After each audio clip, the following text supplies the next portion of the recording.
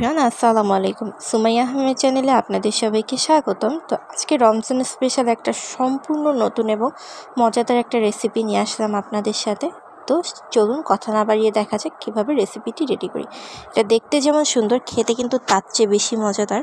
তো রেসিপিটি রেডি করার জন্য এখানে কিছু জিনিস নিয়েছি, বেশি করে পেঁয়াজ, মরিচ, কিছু মশলা, ধনিয়া পাতা আর 3টা ডিম করে 3টা ডিম কেটে একটা ডিম 4 পিস করে টুকরো করে নিয়েছি সিদ্ধ করে। এখন দেখা যাক চলুন কীভাবে রেডি করি। তো এখানে কিন্তু পেঁয়াজ একদম মিহি কুচি করে কেটে নিয়েছি, অনেক পরিমাণ পেঁয়াজ কুচি করে কেটে নিয়েছি। এটা কিন্তু আপনারা দেখে বুঝতেই পারছেন আর কি পরিমাণ মিহি কুচি করে কেটে নিয়েছি। ঠিক এইভাবে এইরকম মিহি কুচি করে কেটে নিতে হবে। আর এখানে আমি 10 থেকে 12টার মতো পেঁয়াজ কুচি করে কেটে নিয়েছি। আমি কিছু মশলা অ্যাড করব। এর মধ্যে দিয়ে দিলাম মরিচের গুঁড়া, ধনিয়ার গুঁড়া, দিয়ে দিলাম হলুদের গুঁড়া, টালা জিরার গুঁড়া।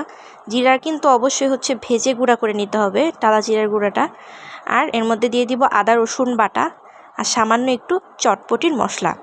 এই মশলাগুলো দিলেই হবে, আর এক্সট্রা কোনো মশলা দেওয়ার দরকার নাই। এরপর এটা খুব সুন্দর করে এর মধ্যে ধনিয়া পাতা অ্যাড করব। ধনিয়া পাতা দিতেই হবে। ধনিয়া পাতা আমি অনেকটুকু অ্যাড করেছি, পুরো 1 মুঠির মতো অ্যাড করে দিয়েছি। এরপর খুব সুন্দর করে একটু সময় নিয়ে আস্তে আস্তে করে মিক্স করে নিব। তো চলুন দেখাই কীভাবে একটু সময় নিয়ে আস্তে আস্তে করে মিক্স করি। আর লবণ দিয়ে নিয়েছি এখানে আন্দাজ মতো। লবণটা আপনারা আপনাদের আন্দাজ মতো দিয়ে নেবেন। আমি আমার আন্দাজ মতোই সবসময় লবণটা দিই, পরিমাপটা বলি না লবণের। আর সামান্য একটু মরিচের কুচি দিয়েছি একটা মজার স্বাদ হওয়ার জন্য। তো এই যে এরকম আস্তে আস্তে করে একটু সময় নিয়ে মাখিয়ে নিচ্ছি, যতক্ষণ না পর্যন্ত দেখা যাবে যে পেঁয়াজ একটু পানি পানি হয়ে এসেছে।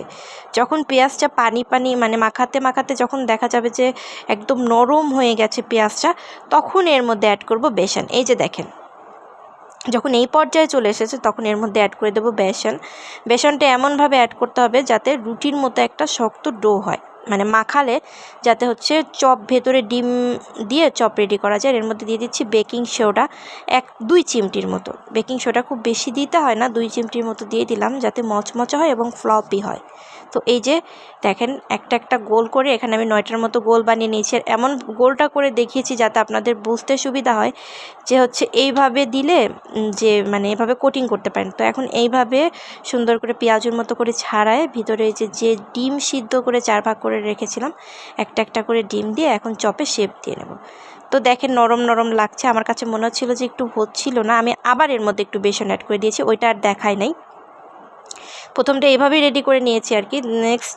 নেক্সটে যেটা বানিয়েছি ওর মধ্যে আবার 1 কাপের মতো বেসন অ্যাড করে আবার মাখাই নিয়ে আরেকটা চপ এইভাবে করে বানিয়ে নিয়েছি। তো ক্যামেরাতে এটা আমি ভালো করে দেখাতে পারছিলাম না আর কি, ক্লিপ নিতে পারছিলাম না, কিন্তু চপের শেপ দিয়ে সবগুলো বানিয়ে নিয়েছিলাম। বেসনটা একটু বেশি করে দিবেন আর চালের গুঁড়ি অ্যাড করার চেষ্টা করবেন, কর্নফ্লাওয়ার থাকলে দিবেন, এতে করে খুব সুন্দর হবে। তো এই যে দেখেন এভাবে করে সবগুলো রেডি করে নিয়েছি। আপনারা এভাবে করে রেডি করে নেবেন, খুব সুন্দর করে ডোটা একটু শক্ত করে মাখাবেন, তাহলে কিন্তু আর কোনো প্রবলেম হবে না। তো এখন এই যে ডুবো তেলে ভেজে নেব। একটা প্যানে একদম বেশি করে ডুবো তেল নিয়েছি।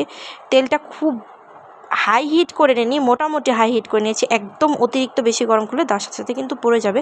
মোটামুটি হাই হিট করে নিয়ে মিডিয়াম টু লো হিটে এটা এখন আস্তে আস্তে সময় নিয়ে সাবধানে, খুব সাবধানে ভাজতে হবে, নাহলে কিন্তু দেখা যাবে যে একটু চামচের খোঁচা লাগলে ভেঙে যাবে। তো এই যে দেখেন একটু সময় নিয়ে আস্তে আস্তে ভেজে নিচ্ছি। এক পিঠ পুরাপুরি হওয়ার পরে তারপর কিন্তু উল্টাবেন। আগেই দেওয়ার সাথে সাথে উল্টাতে যাবেন না, এতে করে কিন্তু চপটা ভেঙে যাবে। ডিম পেঁয়াজের চপটা কিন্তু ভেঙে যাবে। এই যে দেখেন এক পিঠ মোটামুটি সুন্দরভাবে কালার হয়ে আসার পর কিন্তু আমি উল্টাই দিয়েছি। আপনাদের আমি ভাজার প্রসেসটাও দেখাই দিচ্ছি যাতে আপনাদের বুঝতে সুবিধা হয়। তো এভাবে একে একে করে কিন্তু আমি সবগুলো ভেজে নিয়েছি। আমার মোটামুটি 9টার মতো চপ হয়েছে। তো আপনারা আপনাদের আন্দাজ মতো যতটুকু যেমন দরকার আন্দাজ মতো করবেন। প্রত্যেকটা চপ যেমন ক্রিস্পি তেমন ফ্লপি এবং দেখেই মনে হচ্ছে খুবই মজাদার হয়েছে।